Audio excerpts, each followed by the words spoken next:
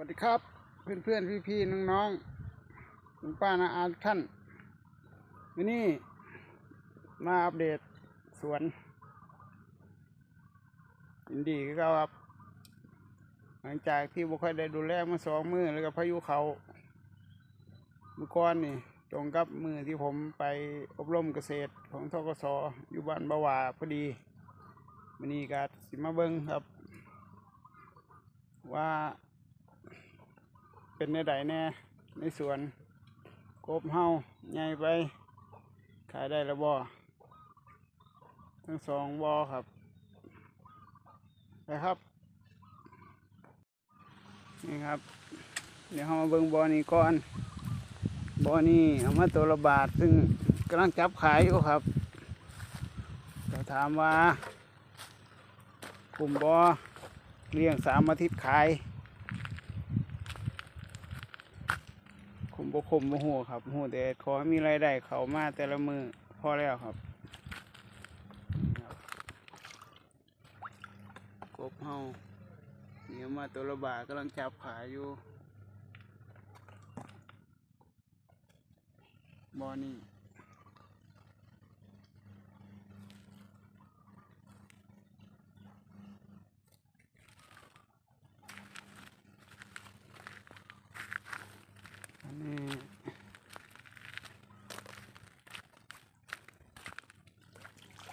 อันนี้ถือเป็นลูกออสครับ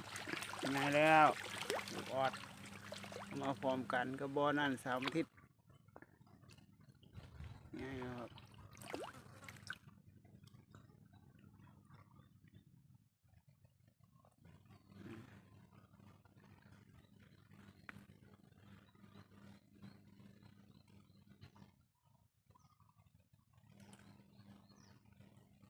บ่อนี้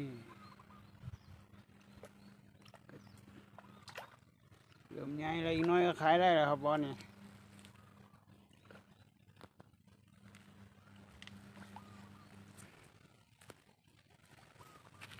นี่ก็เดี๋ยวไปเบิ่งต้นทุเรียนที่ปลูกไว้แตกใบอ่อนนะครับเพราะว่าอยู่บ้านปลูกบ่ได้แต่บ่ฮู้สิใหญ่ให้หรือบ่นี่ครับแตกใบอ่อนแล้วนะครับ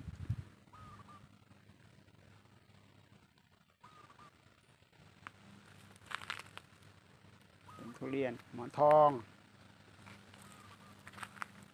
นั่นต้นละมุดสาลียักษ์เวียดนามครับฝรั่งมีเปาจือเนื้อแดงกำลังเพาะอยู่พื้นที่บ่ค่อยหลายตอนนี้เพาะสักละมั่งไปก่อนครับให้กบให้ปลากินแล้วก็เตี้ยชุมแพนี่ครับพายุเขากับต้นมันอ้ายลมตอนนี้กำลังปลูกงา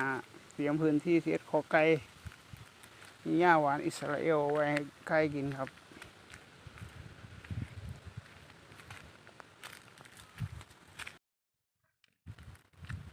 อันนี้เป็นหวานไฟครับมันไฟใจดำนี่เป็นขิงแห้งนะครับนี่เป็นขาใหญ่ครับติดขาใหญ่อย่างวุปุดีคอครับมาเรียกมาปลูกไว้ครับแล้วก็นี่ลำไยคริสตัล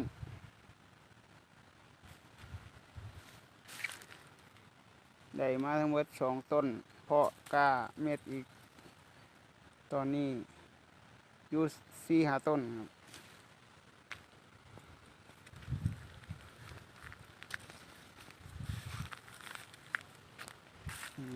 ไปอยู่เขาอ้อยเอ้ย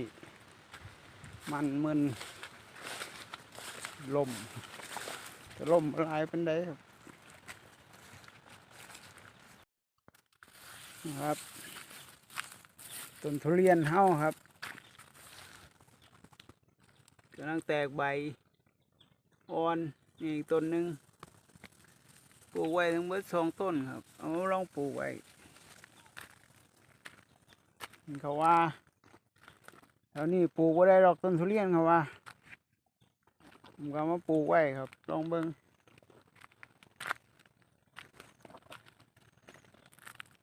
นี่ต้นมะม่วงครับงาช้างแดง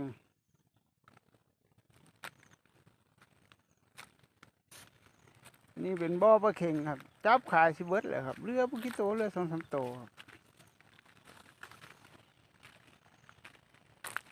นี่ต้นมังลินใหม่ต้นเตี้ยครับปลูกไว้3 ต้นนี่เป็นบ่อปลากดครับ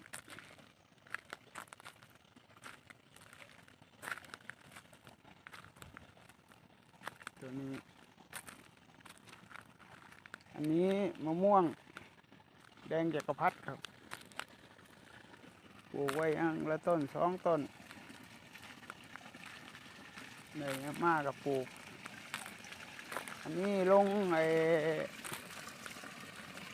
ปลาสลิดไว้ครับก้อนเอาปลาซิวกับกุ้งมาลงไว้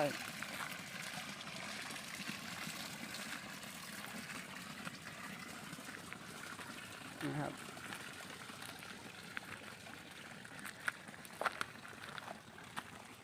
อันนี้เป็นปลาช่อนนะปลาช่อนมาลงไว้ครับก็เอาต้นสตอเฮากำลังแตกใบอ่อนนี่แล้วมีอย่างละต้น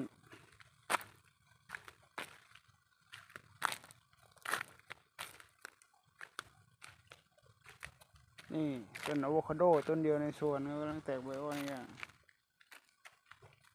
นี่บ่อกบนี่ได้ไปเห็นเลี้ยงกบไว้กินครับผมไงนึงผมก็เลยขอเม็ดพอพันธุ์ไม่พันธุ์เป็นเล็ดหายมาได้มา2 คู่ครับ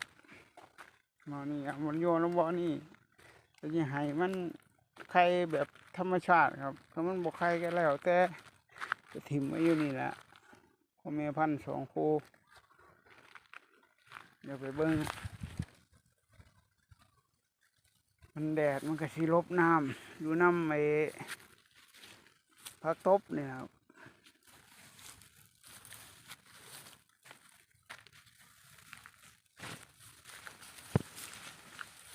นี่ครับ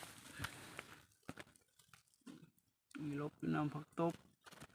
เห็นแต่ตาครับ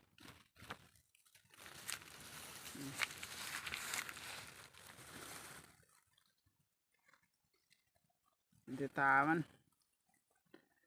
ลบห่มครับมันแดดเนาะ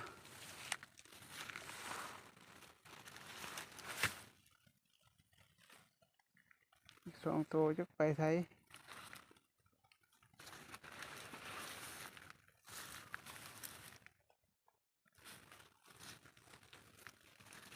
แล้วก็ตัวนี้ก็สิใส่ปลาดุกบิ๊กอุย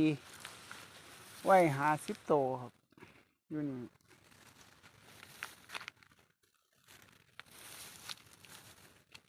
ที่เหลือคือสิลบอยู่น้ำมันนี่แหละครับกบแม่พันธุ์มันโยนไว้ให้มัน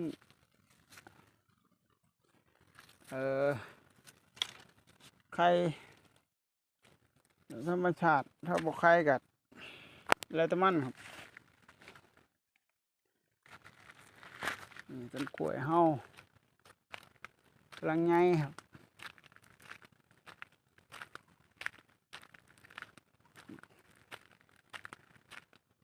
กล้วย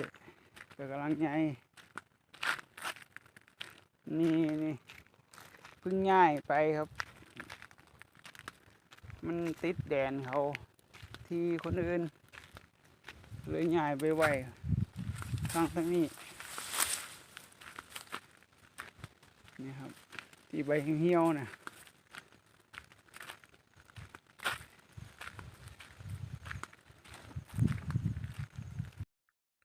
นี่ก็กำลังเอาแยงเขียวมาอ้อมสระไว้อยู่ครับ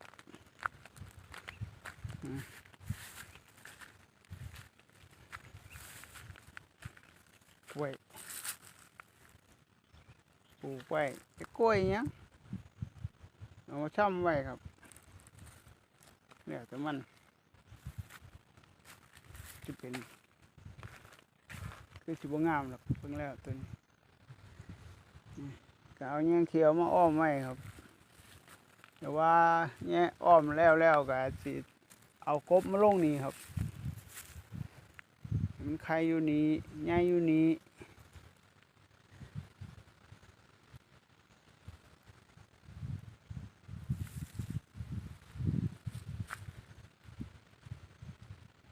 ยามกลางเว้นป่าก็สิลบ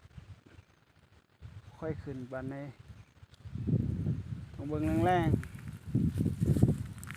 ๆว่านี่ได้ปลาดุกหน้ามาประมาณกิโลนึงครับตัวมัน2 นิ้วเนี่ยเอามาลงนี่ปลาก็ได้ยังมากก็ลงนี่กันครับได้ปลายังมาลงนี่เว้ยเว้นปลาช่อนปลาคอนี่บ่ลงครับนี่มันกินลูกปลาจนเบิด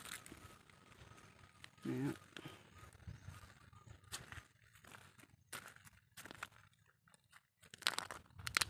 อันนี้แตงไทยครับผู้ใดสิได้หูสิได้กินหน่วยวะหรือว่าสิตายก่อนได้เม็ดยังมากกับหวานๆไว้ครับแล้วแต่มันจะขึ้น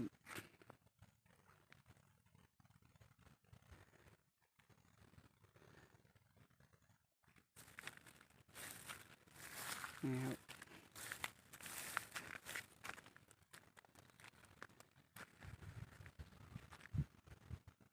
กบเจ้าที่อยู่นี่มีตัวหนึ่งตัวใหญ่จักไปทางไหนบ่เห็น2-3 มื้อแล้วครับ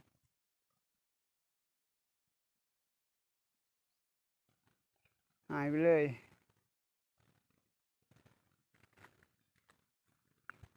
อันนี้ก็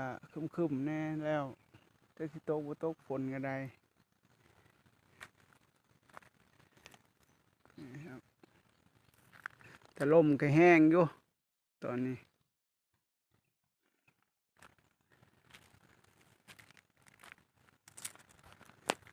นี่แหละครับบรรยากาศที่สวนจากที่หลังพายุเขาเมื่อก่อนผมก็บ่อยู่ดอกไปอบรมพอดี2 มื้อนี่ก็เลยมาอัปเดตสวนให้เพื่อนๆพี่ๆน้องๆลุงป้าน้าอาได้เบิ่งกันว่าเป็นในใดแน่หลังพายุเขา2 มื้อก่อนนี่คลิปนี้ก็สำนี้แหละครับขอบคุณพี่ๆน้องๆเพื่อนๆลุงป้าน้าอาทุกท่านที่เข้ามาเบิ่งมาชมครับขอบคุณครับ